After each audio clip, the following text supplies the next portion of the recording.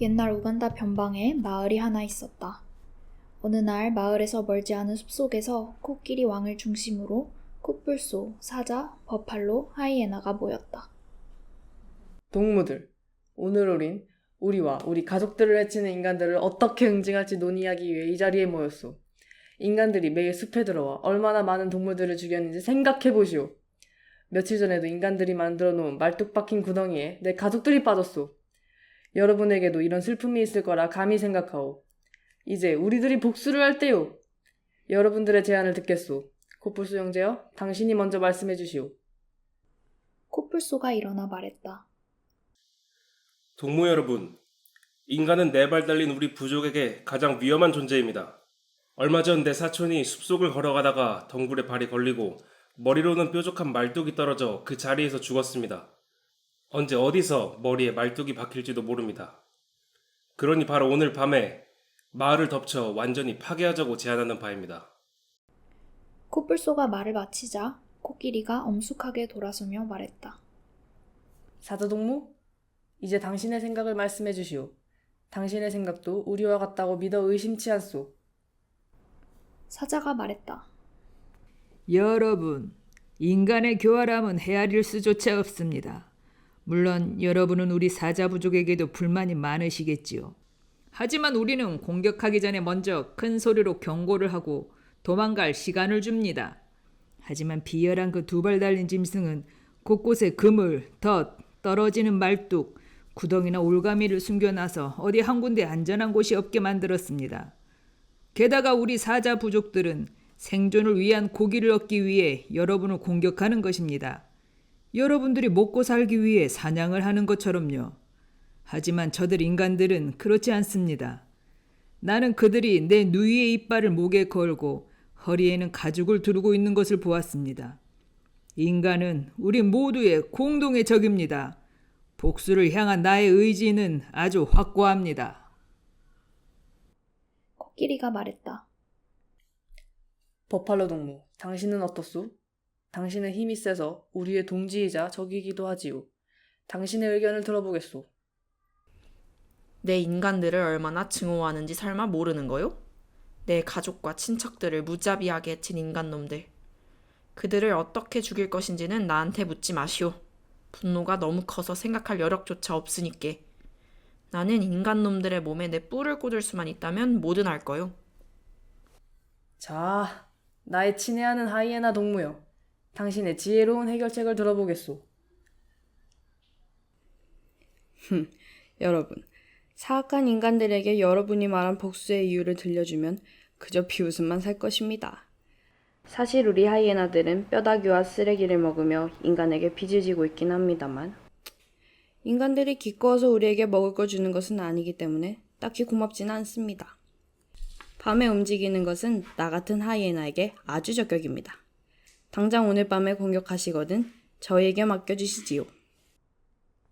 코끼리가 말을 이었다. 좋소. 동무들이여, 오늘 밤 당장 공격하겠소. 내가 먼저 우간다에서 부대를 이끌고 오겠소. 코뿔소는 카통과 강변에서 부대를 이끌고 버팔로는 운요로 맞은편을 따라 부대를 배치해 주시오. 하이에나 부대와 사자 부대는 후발대를 맡아 주십시오.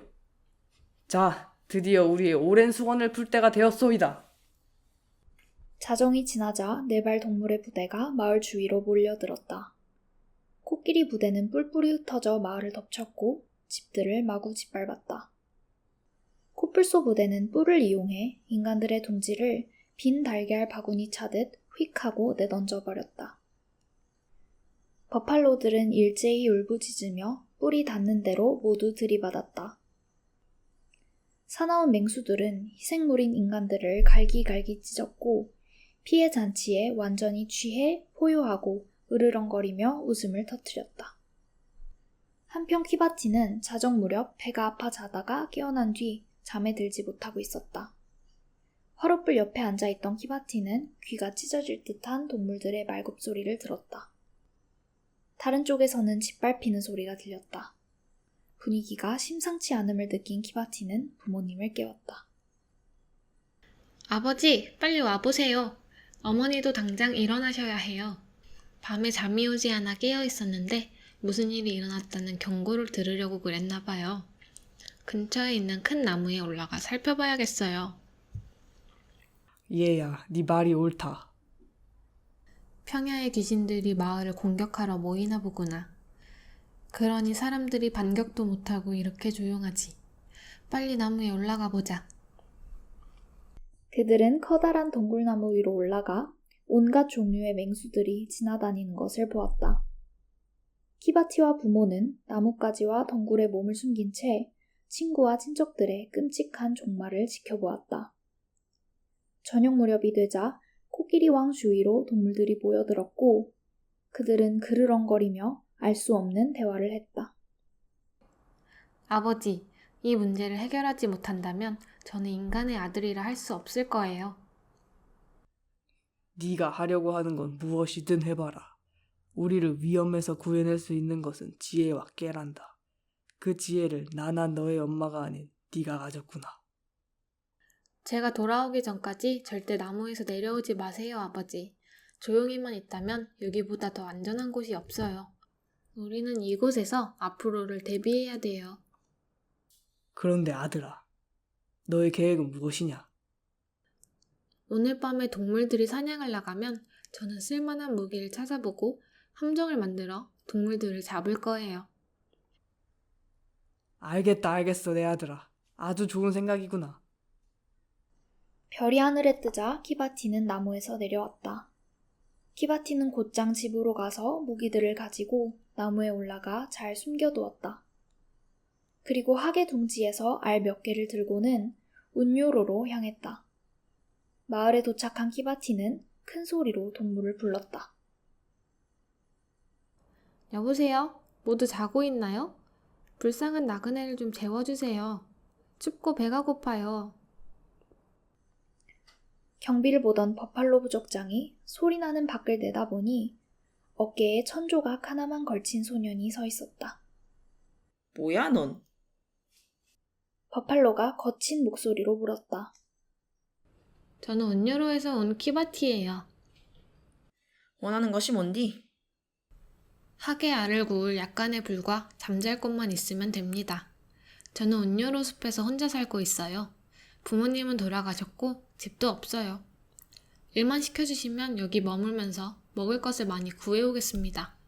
그게 안 된다면 오늘 밤만이라도 여기에서 자게 해주세요. 아침에는 떠나겠습니다. 어떤 일을 할 수 있는디? 많지는 않지만 물과 땔감을 가져올 수 있어요. 기다려봐. 우리 동료들이 널 들여보내줄지 알아보고 올 테니. 버팔로는 동료들에게 가서 하룻밤만 재워달라고 하는 꼬마가 있다고 말했다. 처음에 맹수들은 그 소년이 마을에 있던 아이라고 생각해 들이기를 꺼렸다. 하지만 버팔로는 이 소년이 마을에서 무슨 일이 일어났는지 전혀 모르기 때문에 여기까지 대범하게 왔을 것이라고 주장했다. 코끼리 왕은 말했다. 버팔로의 뜻대로 하시오. 저렇게 작은 꼬마가 우리에게 해를 끼칠 수는 없을 거요. 소년을 들어오게 해서 일이나 많이 시킵시다. 버팔로 부족장은 문을 열어 키바티를 들어오게 한 뒤 동물들에게 소개하였고 키바티는 순진한 척 버팔로를 안심시키면서 숲에서 혼자 사는 아이임을 확실히 믿게 했다. 그런데 다들 어디에서 주무시나요? 키바티가 버팔로에게 물었다. 나는 여기에서 잠을 자는지 코끼리 왕은 큰 나무 아래에서 쉬고 있을 게다. 사자왕은 큰 통나무 위에 누워있는 것을 좋아하고 코뿔소 형제는 바나나 숲 가장자리에서 쉬고 있을 거요.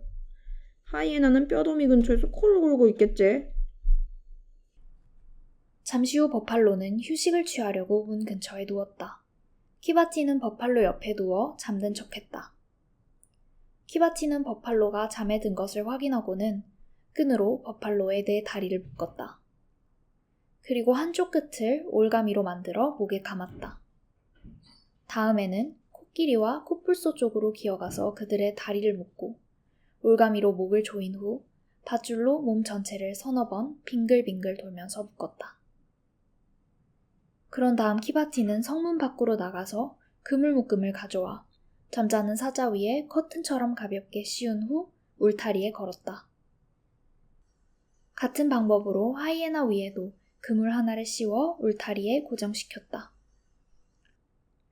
꼬마 키바티는 한 마리도 깨우지 않고 이 모든 것을 해냈다. 그런 다음 문 밖으로 나와 부모님이 자고 있는 나무로 향했다. 아버지, 이리 와보세요. 동물의 부족장들을 밧줄과 그물로 묶어두었어요. 나무 위에 숨겨둔 무기들을 가지고 와서 나와 함께 마을로 빨리 들어가요. 아침이 되기 전에 계획을 모두 끝마쳐야 돼요. 창과 화살로 무장한 키바티는 먼저 아버지와 함께 버팔로에게 다가갔다. 키바티가 아버지에게 신호를 주자 아버지는 오른팔을 높이 들어올려 일격에 급소를 찔렀다. 버팔로는 몸을 부르르 떨더니 그대로 죽어버렸다. 다음으로는 사자에게 다가갔다. 아버지와 아들은 동시에 활을 당겨 2개의 화살을 사자의 심장에 꽂았다. 사자는 그대로 숨이 끊어졌고 같은 방법으로 이들은 하이에나를 처리했다. 이제 코뿔소와 코끼리만 남게 되었다. 아버지는 코뿔소의 몸에 창을 꽂았다. 코뿔소 왕은 코를 킁킁거리며 일어서려 했었지만 그럴수록 밧줄이 몸을 조여 결국 넘어졌다. 키바티는 아버지가 꽂은 창 옆에 화살을 쏜 후 코뿔소가 죽어가는 것을 보았다. 그 사이에 코끼리 왕은 그물에 묶여 낑낑대다가 땅에 쓰러졌다. 키바티와 아버지는 땅에 엎어져 있는 코끼리에게 달려가 모든 급소마다 창을 꽂고 화살을 쏘았다. 오래지 않아 맹수들의 마지막 왕의 목숨이 끊어졌다. 키바티는 아버지와 함께 어머니가 숨어있는 나무로 가 그녀를 데리고 폐허가 된 마을을 떠났다. 그들은 다른 곳으로 가 집을 짓고 살게 되었지만 인간을 공격한 숲의 맹수들에게 처절한 복수를 했기 때문에 사람들의 존경을 받으며 살게 되었다.